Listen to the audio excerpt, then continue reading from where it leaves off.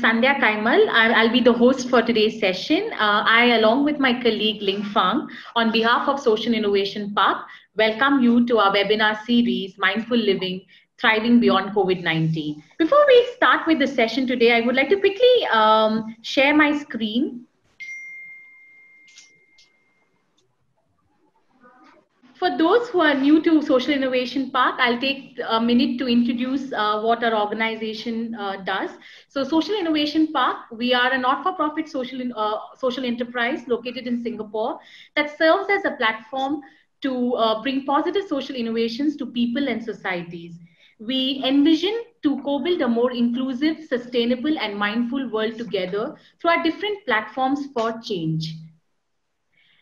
During the session today, our session for today would be of 45 minutes duration, wherein we would start with a quick 5-minute introduction and overview of our webinar series, followed by which we would have our guest speaker, Ms. Michell Wong, sharing her inputs and experience on the topic of introduction to mindfulness and well-being. We would then open the floor to Q&A. And then we would end our session with a quick SIP self-compassion pause activity.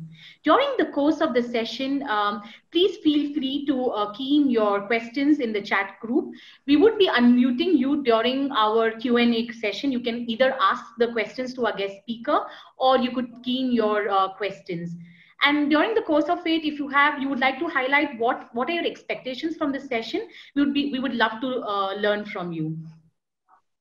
So before I kickstart the session, I would like to start another poll. So I would like to know, how are you taking this whole COVID-19 situation? So maybe we can end the poll and see the results for ourselves. Great, I see many of them are feeling better than what they thought they were expecting. So in terms of the experience has been good. I think in terms of you being able to spend time with family, it's a good advantage that we are having and during this COVID-19 situation. While saying that, we all are aware that how coronavirus is changing the world that we are in today, how it is affecting our businesses in terms of how there's so much of enormous uncertainty economically, personally and professionally. We're all very curious about how our futures would be. And in response to this whole COVID-19 situation, we've launched our new platform called the SIPUnitedCares Initiative as a support to help people, businesses, and government to share and care effectively during and beyond COVID-19 situation. So our webinar series, Mindful Living, Thriving Beyond COVID-19, is an effort to help people, businesses, and communities to thrive during as well as beyond COVID-19 situation. We have actually developed and curated a series of 8 45-minute sessions, which would be conducted every Mondays and Thursdays at 5:30 p.m. starting today. Let me quickly walk you through what the session would be. Wherein, as you see, each session is being actually anchored around the theme of mindfulness and its application across different aspects, be it stress, crisis management, relationships, communication, and business management. In addition to these, we've also curated a very interesting and unique session that blends nature with mindfulness and with wellness through our ecotherapy session. At the end of it, what we seek to achieve is to help people and businesses to achieve their both personal and professional goals. So our today's session, Introduction to Mindfulness and Well-being, would be focusing on what mindfulness as a concept is, would be introducing to the subject of mindfulness, what are the benefits of mindfulness practice, and we would then try to introduce a short mindfulness meditation practice. Without much ado, I would like to actually invite our guest speaker, Ms. Michell Wong, to actually share her experience on what mindfulness is and how mindfulness can actually benefit everyone around. So just to give a brief brief lowdown of her profile. Ms. Michelle Wong is Singapore's current training champion for public speaking. She has been a student of meditation for over 10 years. And as a meditator engaged in day-to-day challenges, she hopes to share her experiences so that we can all benefit from mindfulness meditation and practice mindfulness anytime, anywhere, even in the midst of our daily grind. So thank you, Michelle, for being part of the session today. Over to you. Thank you, Sandhya, and thank you all of you for having me here with you guys. How are you today? If you're feeling well, please type 1 in the chat. Thank you. Whoa. Alvin is feeling really well. 1.5 even. Thank you so much. So earlier on, I did talk about, thank you for your responses. Earlier on, I did talk about how we are actually living in an age of anxiety. And what I mean by this is amidst this pandemic and also in the middle of the circuit breaker, there are sometimes, for some of us, there may be some emotional responses to this current situation. For instance, some may be bored to tears, some may feel a little bit of anxiety, and some may even be feeling a little bit depressed because you don't get to see some of your friends and family members. Other than these emotional ailments, I would say, mental emotional ailments, there may be also some physical ones that we may exhibit. For instance, insomnia, etc. So what we're talking about over here is mindfulness practice. Can you key in the chat group if you have any experience with mindfulness practice? If you do, then put down how long you've had experience in. You can put down in terms of years. If it's just a couple of months, it's 0. If it's 1 year, you key in 1. If it's 5 years, you key in 5. Please do so now so I can take a quick poll as to how experienced you are. 3 years. That's great. Yuko has 1 year. Damien has 2. That's awesome. Anna's 3. Excellent. Great. So the rest of you, I presume that it should be less than 1. Yes, so 0. Thank you. Okay. So let us start off by talking about what are the benefits of mindfulness meditation. There are many scientific research that has shown lots of tangible benefits that mindful meditation can bring about. Scientific studies include fMRIs as well as neuroimaging. They've shown how the results of mindfulness practice can change the brain. In fact, in a number of these studies, my meditation teacher, Yongey Mingyur Rinpoche, was involved in these. So he went through all of these fMRIs and also had pictures of his brain taken. And these studies have been published in many scientific journals, as well as books and the news. Neuroimaging evidence, for instance, suggests that meditation can actually change your brain physically. A neuroscientist at Harvard University, Sarah Lazar, for instance, shows that after just 8 weeks of meditating about half an hour every day, the brain, different parts of the brain have changed. Some of them have become bigger. For instance, the regions that assist learning, cognition, memory, emotional regulation, and empathy. All of these different regions of the brain have actually increased in volume. I think we've lost Michelle. Maybe we'll just wait for her to join. And I can see Michelle back in picture. So I would like to then request Michelle to step in to continue her session. Sorry for the technical glitch. Sorry, all of you, for that interruption. Let us continue. So we were talking about how there are many benefits of mindfulness practice. Now let's come to this next bit, which is, what exactly is mindfulness? What do you think it is? Could you please type in a short word or phrase what you think mindfulness is? Even if you don't have any experience with it, you can put down what you think it is or what you've heard it to be in a word or a phrase. What do you think mindfulness is? Inner peace, awareness, appreciation. That's beautiful. Awareness, yes. Learning about yourself inside, inwards. Taming the mind, being present, living in peace. Thank you so much for your responses. Mindfulness, the word mindfulness itself, when you read different texts about mindfulness, it is actually used. Many different definitions have been associated with mindfulness. In some of the texts, it might be associated with the non-meditative state in which one sets aside mental distractions and just pays greater attention to the here and the now. So it is sort of like being present, like what Yuko had said. So that is about a state, a non-meditative state. Sometimes this word is also used to talk about meditation-based practice of simply being present. So it is based on a meditation practice. So within the context of our practices for the next few weeks, I'll be using the term mindfulness interchangeably with the practice of meditation. So it is with the practice of meditation. Then what exactly is this practice of meditation? Listen carefully. Are you ready? This is really important. This practice of meditation that we're talking about will be the practice of gently welcoming thoughts, sensations, and emotions. What is it again? The practice of gently welcoming thoughts, sensations, and emotions. That's it. So this is this practice that we're talking about. And oftentimes this can also be referred to as mindfulness.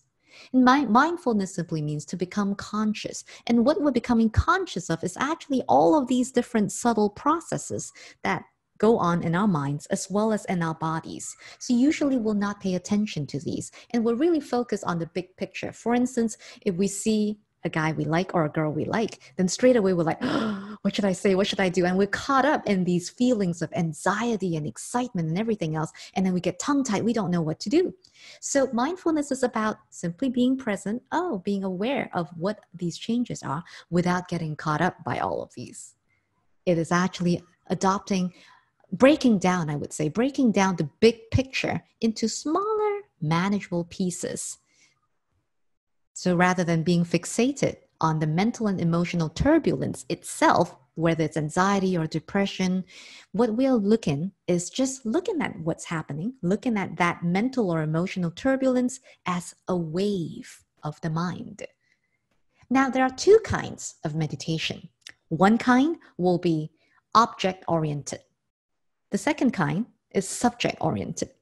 Object-oriented meaning you are focused on a perception. Perception meaning what you see or what you hear or what you smell, touch, taste. Subject meaning the perceiver himself or herself. So now we come to one other really important thing. You ready? The second important thing to learn about this mindfulness practice is that the essence of this meditation is awareness. What is the key word? Awareness. That's it. So what then is awareness, you may ask? Well, let me ask you a question.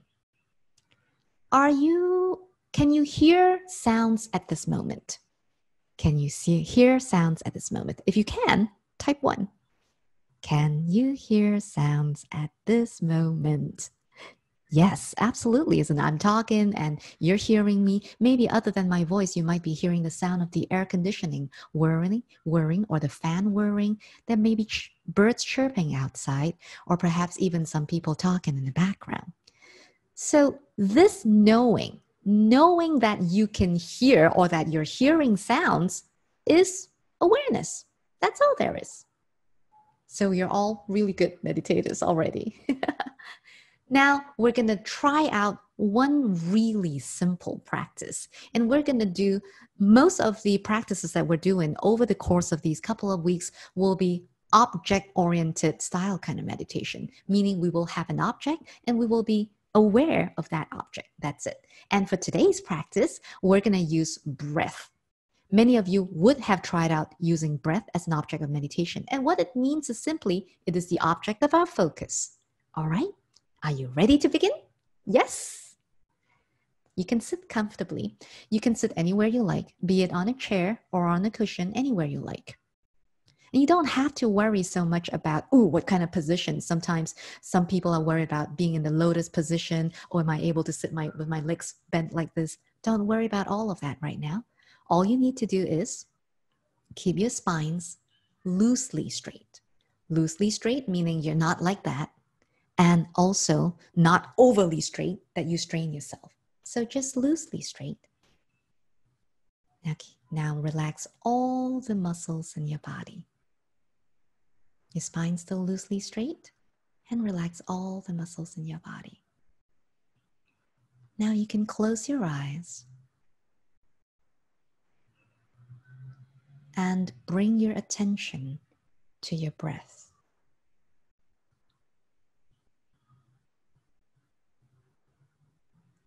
Be aware of your in-breath and your out-breath. In and out. In and out.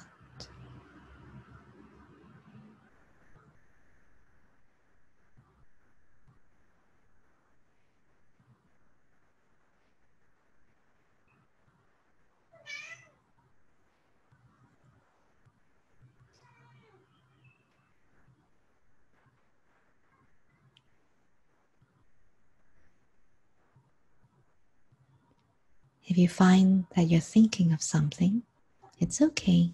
Just bring your attention back to your breath again.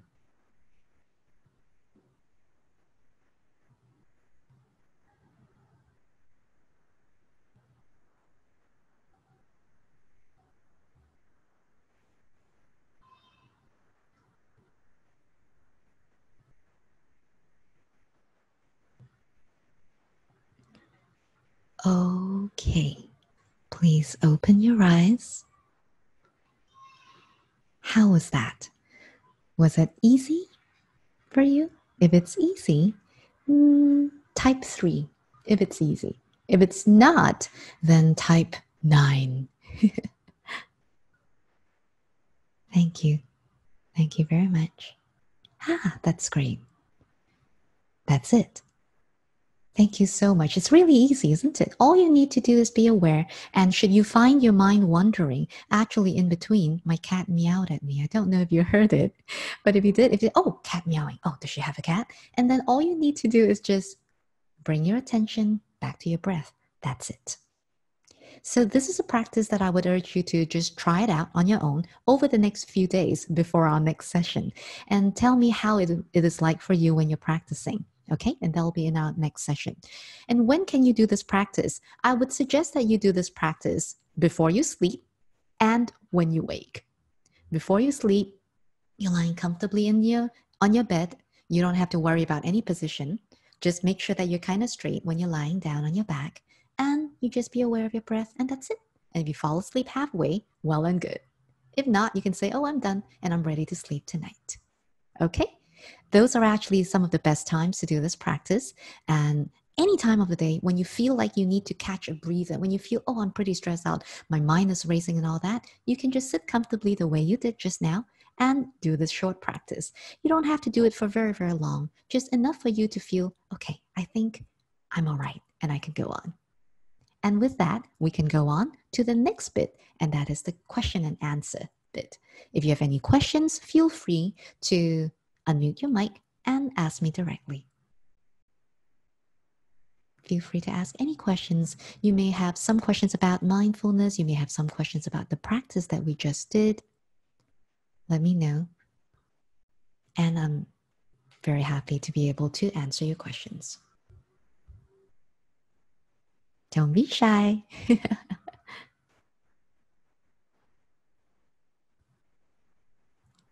I see a question over here in the chat. Let's take a look. Does mindfulness help with insomnia? Now, I'm sure some of you are already meditating for some time. So what do you think?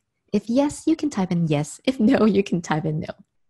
Does mindfulness help with insomnia? What do you guys think? Especially those who have been working on mindfulness practices. Do you think it helps with insomnia? Michelle says yes. Have you tried it, Michelle? Yes. Mukundan said yes. No idea. Perhaps it's because you haven't tried it out. Even anxiety, definitely. Yes, yes. Lots of research has shown that meditation can help with anxiety as well as with depression. In fact, with my teacher, he suffered from panic disorder when he was a child. And it was actually through the use of meditation practice that it helped him get through the panic disorders, and he stopped having the panic disorder. Yes, thank you, Michelle.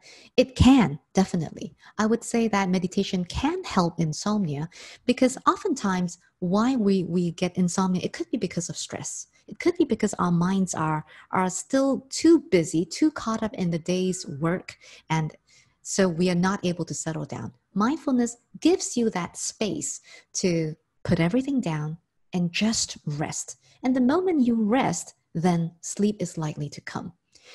There is a practice that we can talk about in our next session that you can use to help you right before you sleep if should you feel that you suffer from mindfulness. But I'll not teach you today, so you'll have to come back for the next session for you to learn that particular practice.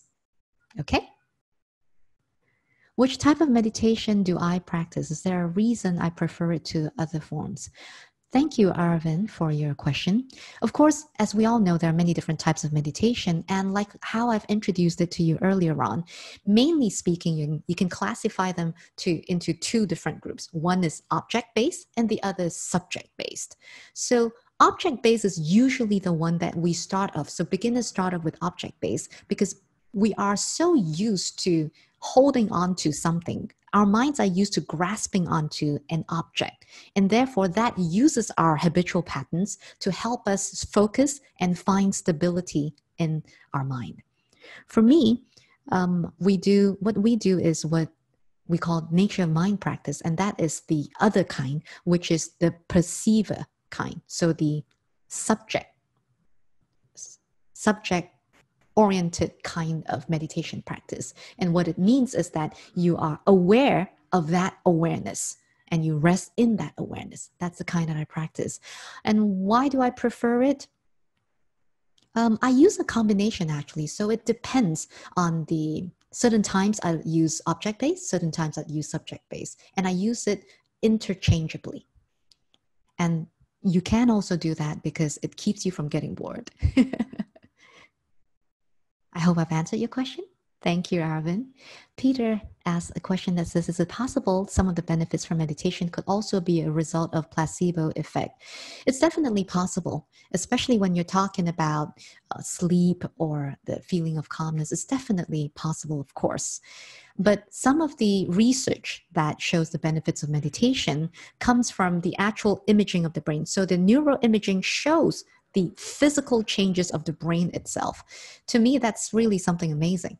And I would say that you can't dispute what is shown on the images. And of course, there are also the fMRIs that shows the brain activity, how meditation activates, because it shows the brain activity. So it shows how meditation activates different parts of the brain.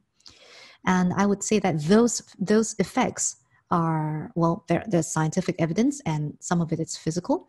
As for how meditation, if you want to talk about whether it's placebo effect on, say, helping me with insomnia, it could, but it could also be really about the meditation because like what I said before, meditation helps you settle your mind, find a kind of stability with the mind. For me, for instance, previously when I was working many, many hours a day, I often found it really hard to fall asleep because it just feels as if my mind is running, and it just cannot stop moving. I'd be thinking, what am I going to do the next day? How am I going to plan it out? What are the key things I cannot forget? Things like that. And I just cannot settle down. And then I get caught up with the thoughts of, oh no, if I don't fall asleep right now, I'm going to be really tired. What if I can't wake up in time? And then it gets so uptight that it just exacerbates everything. So with mindfulness practice or with meditation, it can help us. I hope I've answered your question, Peter. And I believe, Sandhya, that would be all the time that we have for the Q&A. Thank you, Peter. Thank you, everyone, for your questions. We have another 5 more minutes. We can With actually 5 more questions. So maybe if you're keen to ask questions, you can always ask instead of typing in. We would love to hear your lovely voices as well. Absolutely. Yeah, I agree with you. I'd love to hear it directly from you and see you too. Hi, Michelle. This is Peter. Thanks for the previous answer. I have a follow-up question. I'm curious, do you think it's possible to over-meditate? Thank you, Peter. When you say over-meditate, what do you mean? I know some people who claim to meditate for like 1 to 2 hours every single day, and maybe that's like not practical for some people given their schedules. And I'm just curious, like what your opinion is on the optimal amount to meditate and how often you should do it. It depends on the individual, of course. Like what you said earlier on, it may not be practical for some people, especially when we've got work to do, we've got children to take care of, things like that. So there isn't really an optimal amount of time because it also depends on what level you're at or how much experience you have. For instance, as a beginner, I wouldn't try to push to sit for an hour. It's not practical because I'm not able to do it. In fact, it might feel like a prison. So do what is comfortable for you. For beginners especially, it is best for us to try it out for short times, many times. So it's short times, many times. That's for beginners. And once you have some kind of foundation in your practice, like for some of us here, for instance, you've done it for a year, 2 years, 3 years, of course you can sit for a longer time. And for meditation, we also have the formal meditation as well as informal meditation. Formal meditation meaning actually sitting, like for instance, the meditators will be sitting on a cushion, and then that would count as formal meditation. Informal meditation is even when you're cooking, say you're washing your dishes, right? All you need to do is be mindful of what you're doing, and that is part of our practice. So I wouldn't say that you would be meditating too much because it's really up to you. I hope I've answered your question, Peter. Yes, thank you. Thank you, Peter. Can I just say something? I'm Shastri here. Shastri, hi. See, I think, being in a meditative state or getting into meditation is something to do with concentration. Yes. The concentration, without concentration, we can't do anything, even a simple activity, day-to-day activities. So we are actually having that concentration naturally. So how do you link that concentration to meditation so that we can actually have, I really like your idea of short intervals and repeated many times. So can you elaborate the concentration and meditation? So are you saying, therefore, it's like we need to be able to concentrate in order to meditate? It's inherent in all of us, actually, but to bring it out. Okay. You find it difficult to use it here? No, I'm not saying it's difficult, but rather I would say linking the concentration to meditation. Okay, thank you. So over here, what Sastri has talked about is concentration, whereas earlier on, I was talking about awareness, right? So it seems to be two different ideas if you think about it. What is awareness? I said before, it is that knowing what it is that I'm doing. For instance, right now, I know I'm talking. And for you, you know you're listening. Or you might simply be aware that you're seated on your chair, and that's that. That is that knowing. So for the concentration bit,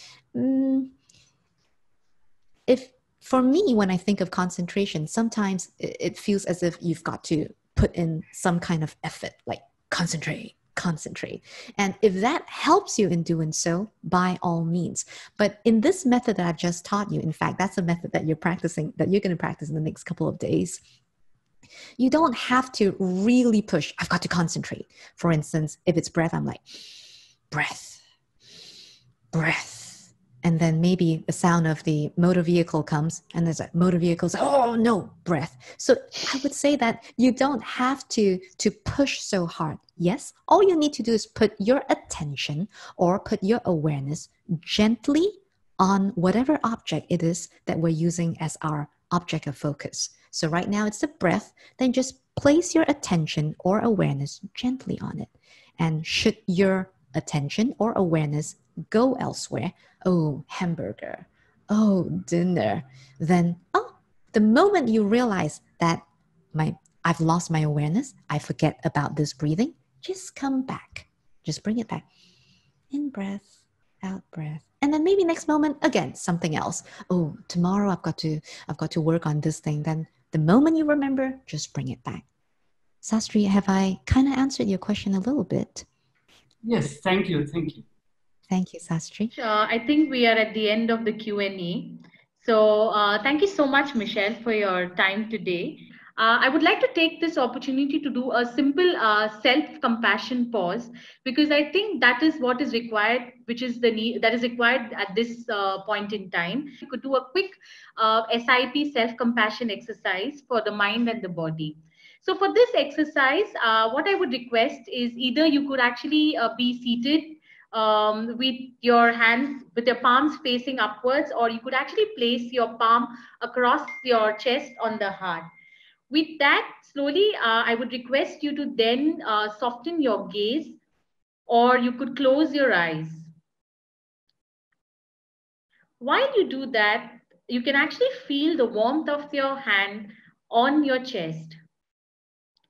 And slowly, as you inhale, you can feel the chest rising up. And as you exhale, you can feel the chest moving down. Could we do in 3 rounds of inhalation and exhalation to feel the warmth of our breath? While we inhale, we can feel the air flowing through our nostrils, down the throat. And while we exhale, we can feel the air flowing out. With each inhalation, we could actually absorb all the positive energies that can help us re-energize. And at the same time, with each exhalation, we could actually exhale all the negative energies around. While doing so, either you can continue to keep your eyes closed, or you can soften your gaze, or you could also open your eyes. Let us take this moment to observe a minute of silence, to invite compassion towards ourselves and the people around. Let us seek compassion for our loved ones and for all the COVID workers today, including the healthcare workers as well as the sanitation workers. Let us recognize our efforts and the efforts of all the COVID workers today to come together as a community and to stand together and united during this testing times. We need to reinforce and reaffirm ourselves that this time shall pass soon. With that, I would like to end this with the thought that we are all in it together and we can get through this together. Let me reinforce this thought with a simple gesture. How many of you all know using sign language? If yes, you all can type in 1. If no, 2.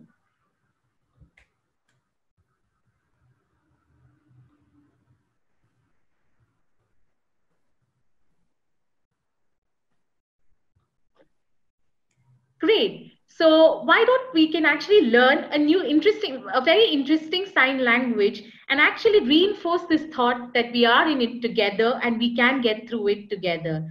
So we, which is a circle, that means we. These are individuals coming together. So we are in it together. Can I see everyone doing it? We are in it together.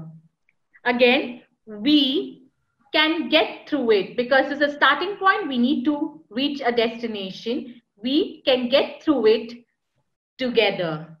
Once again, we are in it together, and we can get through it together.